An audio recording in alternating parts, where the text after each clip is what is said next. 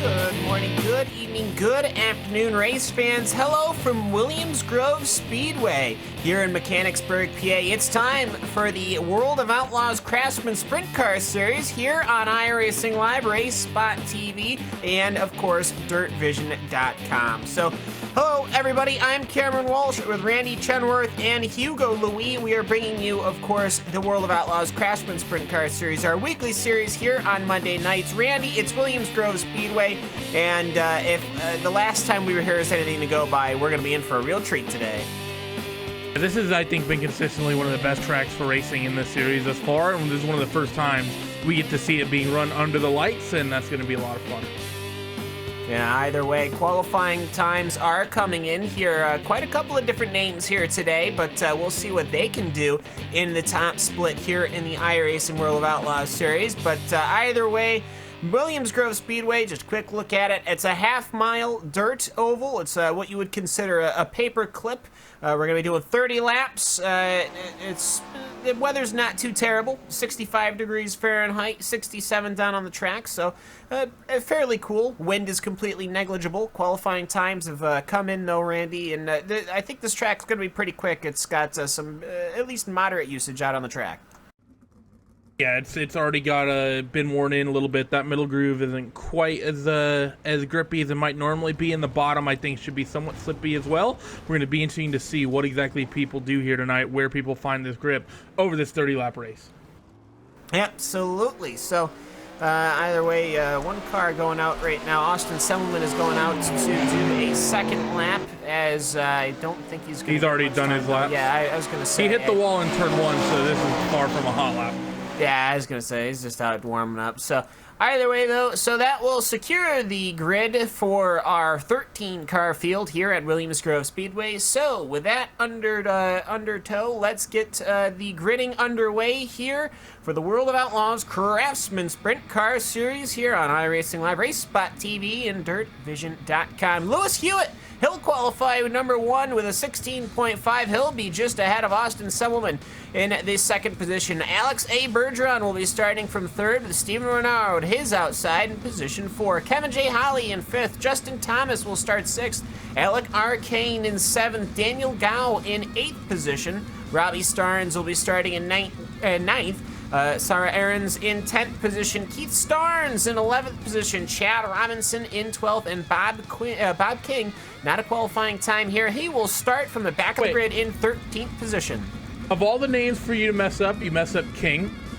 Did I mess up King? I didn't think I did. Well, you started to say Quing, and then you corrected yourself. Oh, King. No, I don't know. But either way, Bob King, he'll start in the 13th position. But you know what? He had a fairly decent practice time.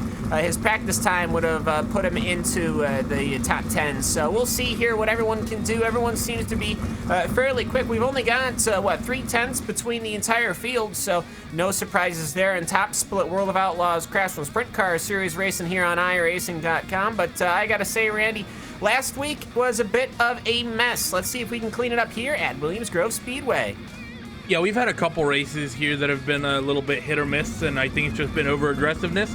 Really hoping to see these guys maybe tone it back just a little bit and run some more green flag laps here tonight. Williams Grove always puts on a show if we can keep it clean and green, and I want to see a good show put on.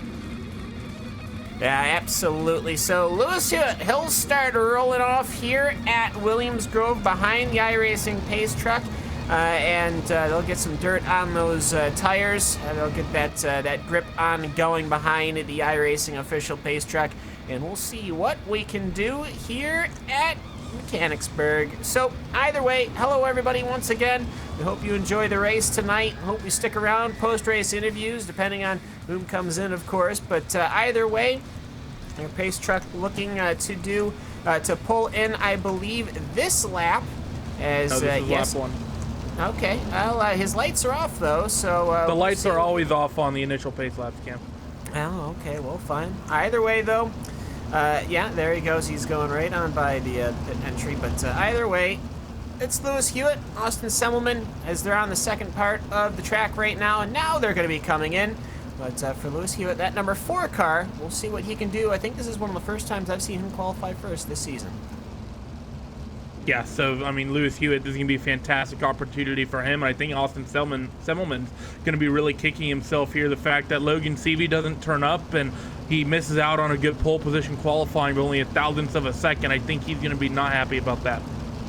Yeah, so pace trucks coming in this time. Now they go under the Blue Bridge at the backstretch at Williams Grove. I'll figure out the corners. But either way, here comes Lewis Hewitt, driver on the outside. Always has a tricky start here as the engines start getting underway. They stutter step 1, 2, 3, and there goes Lewis Hewitt. Massive jump as they're already 3 wide and going across the start-finish line. And here they come, Lewis Hewitt still holding a lead. And I see a yellow out on track as Alec Arcane is turned around. So, initial incident already for Alec Arcane, turned around in 1 and 2, so he didn't make it very far at all. He actually, I think, ended up on his lid. Not sure what happened here. This is contact with the 10 of Justin Thomas. Yeah, it looks like maybe, I think Thomas, that inside line you need to cut. It sort of sucks you in, I think, going across the start-finish line if you're in the low side. So he managed to get the bite to go up, and he kind of turned right across, and Alec Arcane was taking it 3 wide going into 1, which is not what we would want to do. We just saw, I think we had 6 cautions last time, and we're already on caution number 1. But yeah, Alec Arcane, I believe he is retiring as he's pulled off the track, and there we go. So for Alec Arcane, his night ends early. But either way, Lewis Hewitt, he bit of a hesitation, I'd have to say, and I think that almost caused a conflagration. Yeah, that was that was definitely some over-aggressive driving. I think just going a little bit over his head, just making it 3 wide this early. It's just sort of like, why, especially as worn in as this surface is. I don't want to say that people shouldn't be allowed to race, but if you're going to race hard, you have to race smart. Yeah, and I mean, approaching turn number 1, you really don't just attack it as lights are still on the pacing truck. It should go out this time by to get us back and underway, but it just seems so strange. When somebody's on the inside at Williams Grove, the car tends to really slide in. The car does not want to turn right, and especially it's got, I think, just enough banking to make it so it's kind of a bear. I mean, you can just see on the pacing lap here just how much the wheels are turned to go straight. So he was already in a little bit of trouble there, that car of Justin Thomas on the inside, and he was already depending on the car, somehow hoping to get some grip so he didn't hit the little bit of a guardrail that there is there, but pit out. But he managed to not hit it, and then Alec Arcane said hello. So either way, 1 car down, 1 caution down, 4 laps down. Lewis Hewitt will be starting us. Austin Semmelman once again on the outside line. We'll see, when does Lewis Hewitt go? He'll sit 1 second. He'll sit 2 seconds. Will he take the starter's green or will he get underway in the middle of the corner? He'll go in the middle of the corner. And that number 4, Lewis Hewitt gets away here at Williams Grove Speedway. They're chucking it into corner number 1 here at Mechanicsburg, PA. We got another car in the wall. I'm not sure who this is. I think it's a black car. It's a 10 again of Justin Thomas. No big contact, but he clipped that inside wall going into 1 and 2, and that we almost had disaster. Another quick yellow, but almost another incident there for the 10 already. Speaking of disaster, Austin Semmelman not a happy camper, though I see Bob King's turned around in front of the starter stand. Will that bring out the caution? I don't believe it does. But either way, Austin Semmelman, a little bit of a disaster going through the corners number 3 and 4. He's already fallen back to position number 4, and here comes Kevin Howley on his inside past the start-finish line. Austin Semmelman cycled back to 5th position in just 2 laps of green flag racing. Yeah, that number 1 machine definitely not hooked up the way he'd like to be. He's still fighting with the 3 of Hawley as they come through 3 and 4, but that bottom is definitely hooked up right now. The top's not where you want to be, but he gets a big run and gets the cut under down the front straightaway, but we got a spinner down the front straightaway. Contact, yellow flies for the 2nd time tonight. That's Justin Thomas involved in already 2nd incident that brings out a yellow. 3rd incident if you count that hit in the inside wall in turn 1. Although I'd say he's an innocent bystander here. Chad Robinson, the 8. Yeah, Robinson got spat out on the exit of 4, and for Thomas, I mean, you can he should have seen that he was already having troubles. He knows the only way he's going to get by. I think he was hoping that the car would like wreck or something like that and just stay in the Armco, but it did not. But either way, for Justin Thomas, though, very, very rough night. Pretty sure that car is got suspension damage. We did also see that Bob King spun. We did see that. But either way, though, we'll get things loaded up once again. We had a little bit of green flag racing. And, Randy, I think we've learned that 3 and 4 is very slick. That's part of the reason I think we didn't see Justin Thomas get out of the throttle, because I think if he would have lifted out of the throttle there, he would have lost a lot of bite on that rear end, and he would have essentially himself just went around. So he basically had to just hope that the car in front of him got it all situated and got it back to running normally. So those middle grooves, very, very slick, very, very on edge, I think, are all these cars. That's why we're seeing everyone making these little mistakes, whether it be spins and getting up into the wall, or it be even getting into the corner a little bit too hard and clipping the wall on the inside, like you saw Justin Thomas do earlier. Yeah, and either way, maybe perhaps those wing adjustments needing to come into play. I mean, I know these guys set these cars up to dance on the razor's edge. Obviously, I'm not first split speed, but that giant wing sitting on the top of that 410 wing sprint car, that's a mobile wing, and they can adjust that as the race goes on. Lights are out on the iRacing official pace truck, so as he goes past 1 and 2, we're going to go green this time by, but either way, Randy, that wing, it is adjustable, puts the weight on the rear wings, and it's pretty important.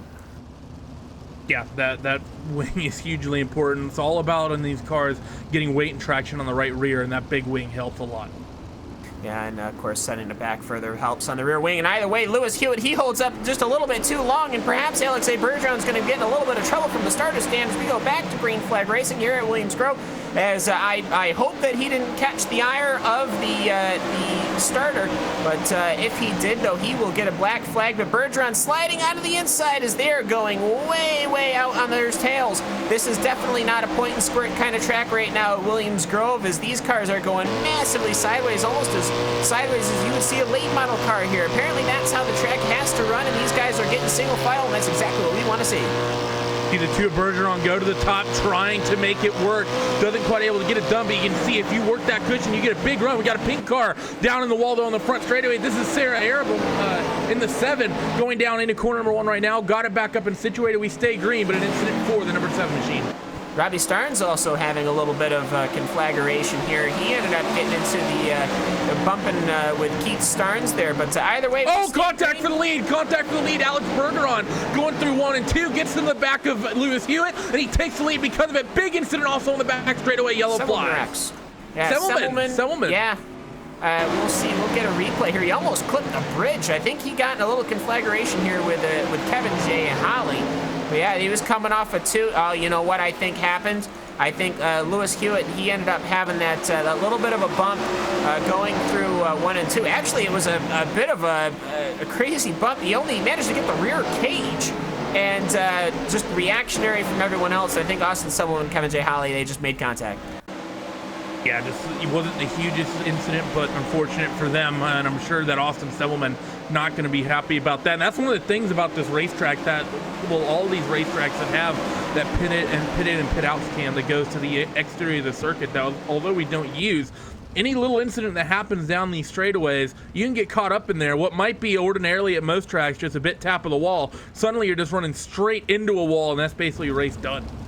Yeah, it reminds me of the old Bristol, I think. Of course, I believe that was, Michael Waltrip? Phoenix used to be like that, yeah. It was Phoenix. No, it was Bristol. It was Bristol, but Phoenix used to be the same way. Also, yeah. Yeah, it's, I'd say it's scary per se, but obviously with these tracks, I mean, there's only so much space on the inside. You don't want crews on the inside. You got to have your pits on the outside. Now, of course, for iRacing purposes, we want all cars pulling onto the inside of the track. That's how things work here, but they get them sorted away nice and easily. But either way, though, we're going to go back to green. This time, it's going to be Alexei Bergeron pulling it out. And for Lewis Hewitt, I mean, he's going to have some work ahead of him. Yeah, he's going to be pushing really, really hard, I think, because even though that wasn't the dirtiest move I've ever seen by Bergeron, it was just a slight touch, and I don't think it was anything he even meant to do. Lewis Hewitt's going to be really, really mad, I think, underneath that helmet that he lost that position. You also have the fact that Steven Renaud managed to work himself up into P number 2 now, and he's going to be super aggressive trying to fight for a win as well. Yeah, Renaud, I mean, he's looking for points here because Logan Seavey is not in attendance. Alex A. Bergeron will hold it 1 second, 2 second, off and away he goes. He actually has to get out of it and back on it or else he would have ended up on the outside wall. But that number 2 car, they go into number 1 and they are single file now, and that's what we'd like to see. These cars single file already as actually Daniel Gao looked to possibly go on the inside of Kevin J. Holly. Nope, just not happening this lap, but single file already, that's what we want. Smart move by the 2. He got an early jump coming to green, and because of that, he gets himself a slight buffer of about 0.3 of a second over Steven Renaud in the 5 and 2nd. And right now, Lewis Hewitt is doing everything he can to try to close that gap through 1 and 2. That 4 was all over the back of the 5. However, just the way the 5 takes the corner, he just gets a huge run off of it, and he's slowly getting away from our pole sitter, the 4 of Lewis Hewitt. Yeah, and I see Kevin J. Holly way up in the top of that. He's trying to find the cushion and trying to use it as he stays way up, and he's managing to pull on Lewis Hewitt, but he's actually forced Lewis Hewitt to not be able to go up against the wall, and here comes Kevin J. Holly on the outside. It's been a bit of a tricky season for that number 3 car, Randy, but here he is going side by side with Lewis Hewitt into 3 and 4. Seems like that inside groove is finally starting to drop off, and even though through the middle of the corner you're slower up around the top, you get such a big run, and look at the way Kevin J. Holly into 1 and 2, he's clear, and now he's going to try to cycle him and start fighting with the 5 of Steven Renaud to try to snag that 2nd spot. You're going to be slow on entry and through the middle, but you get such a big run, so much traction on the exit, working the cushion. That 3 of Kevin Holly, if he can pull alongside, he's almost certainly going by. He's hooked up. He started in 5th position, and he's able to sneak on the outside, throwing that car around. Perhaps now he might have to adjust that top wing just a bit to hold onto that cushion on the outside. But here he comes, Steven Renaud. He's almost going to shut the door. He leaves a little bit of a sniff there, but nothing's in it as Kevin J. Holly is able to throw the entire weight of his car. Doesn't have to brake early as he'll try now to come across, and he'll dive to the inside of Steven Renaud. This is a fight for 3rd position in the overall championship standings right now. Both of these cars on track at the same time. They make contact, and Kevin J. Holly almost goes to the inside wall. He might have steering damage. He lost a couple of spots. He might have some damage as well, and he's going to lose at least 1 more just in the loss of momentum. So for Kevin J. Holly, it was a good fight while it was happening, and he found the right piece of racetrack at the right time. But unfortunately, that little incident is going to cost him a lot, and he's going to try to just salvage and just hang on here and get the points he can. While that battle is going on, Alex A. Bergeron has pulled out almost a 1 second gap. You have to wonder perhaps what Lewis Hewitt might have been able to have done if he was still ahead. But Steven Renaud, he's 1 second behind, but my goodness, it's now 1.1 at the line, 1.6 over Lewis Hewitt. Lewis Hewitt, he hasn't really been able to get any speed to catch Steven Renaud, and Daniel Gao, he is running fairly well as well, that number 12 car, as he's starting to pull in here. We've got 2 laps to go as Alex A. Bergeron goes into 1 and 2 just a couple more times. Into 1 and 2 for the penultimate time as he works down the back straightaway. Still working a 1.1 second lead out in clean air. The closest fight on track is for 3rd and 4th. This is between Lewis Hewitt and Daniel Gao. They come off a 4. White flag in the air. Who'll be there when they can come back to the checkered? And we'll see here. I think it's pretty easy that unless Alex Bergeron makes a mistake, it's going to be all his. So we'll look to the back as Steven Renaud, Lewis Hewitt, and Daniel Gao, who will get it there. But for Alex Bergeron, managed to make the rules. He managed to just survive a little bit of contact between him and Lewis Hewitt, and he will come home with a victory here at Williams Grove Speedway under the lights. Steven Renaud will finish in 2nd, and Lewis Hewitt, he'll end up coming home in 3rd, able to defend against Daniel Gao. Definitely a great drive there from Alex Bergeron. Qualified 3rd, and he basically just raced smart. There's only that one incident where he just barely clipped the rear end of Lewis Hewitt. He didn't have to do it physically. He just did it on speed. Yeah, he may have benefited from that one little move, but guess what? That's sprint car racing. Sometimes passes get physical when they have to happen. Definitely unfortunate, though, for Kevin J. Holly. He managed to scramble his way back up to the top 5. So great work from the 3, but I think he had just enough time to potentially make something of it and potentially fight with the 2 there in the closing stages. Yeah, and for Alex A. Bergeron, I almost wonder, did Lewis Hewitt have that speed before the contact and before all that might have unsettled him? Or did Alex Bergeron, was he waiting that far behind it with that much speed on it? I mean, that was, obviously there was a bit of a gap developed because of the incident between Steven Renaud and Kevin J. Holly, but my goodness, was that a quick wing sprint car. Either way, full results now coming to you in the World of Outlaws Craftsman Sprint Car Series, live here on iRacing Live, Race Spot TV, and of course watching on DirtVision.com. Alex Bergeron takes it in 12 minutes 42 seconds, 2 cautions. Steven Renaud, he'll finish in the 2nd position. Lewis Hewitt in 3rd. Daniel Gow 4th. Kevin J. Holly, it could have been. Starting in 5th, he'll finish in 5th, but there was so much more to that story. Sarah Aarons, he'll come home in the 6th position. Keith Starnes and Robbie Starnes in 7th and 8th. Austin Selman, that's a bad day for him as he ended up going out early. Chad Robinson will finish in 10th position. Justin Thomas, Bob King, and Alec Arcane will round out the 13-car field.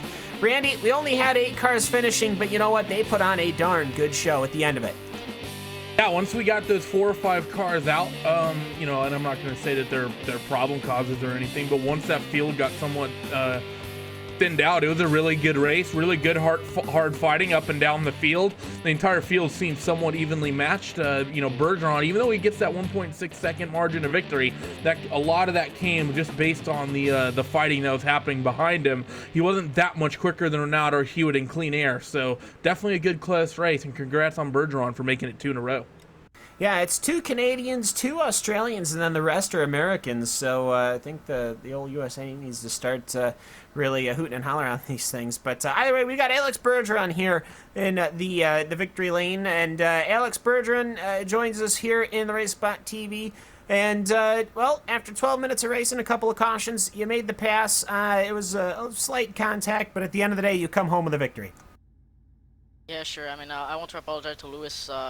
It was netcode a little bit, but we didn't even like touch a little bit. It was just like I was very close and netcode happened. So I'm very sorry to him. I mean, that was good racing up front.